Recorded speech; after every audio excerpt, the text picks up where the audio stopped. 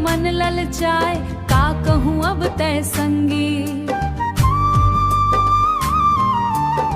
तो हे लाबा देख देख के मोर मन ललचाए, का कहूँ अब तय संगी।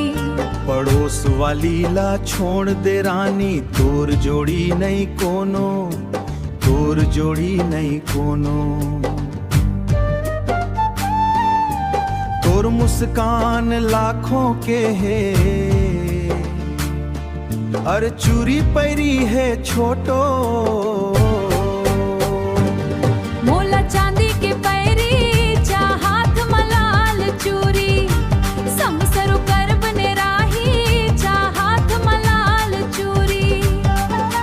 तोर बिना नहीं भाथे संगी, तोर बिना नहीं भाथे संगी। सुन ले मोर बात पूरा री। तीजा पोरा आवत है जी सिंगार मोला करना। नवा साड़ी और चूरी पहिर के तोर संग घूमे बर जाना।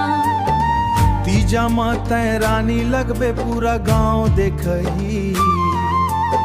छन छन बाजे चूरी रानी के, झनटारो मोर बार। अरे मोला दे देना जी पाँव के पैरी, मोला दे देना जी हाथ के चूरी। छन छन बाजे चूरी रानी के, झनटारो मोर बार।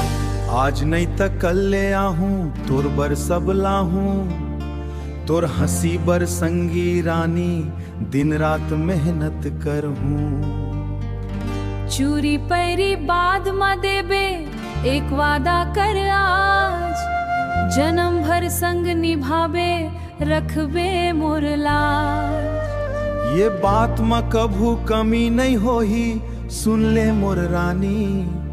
तय मोर दिल के धड़कन हन हस, तय मोर जिंदगी कहानी।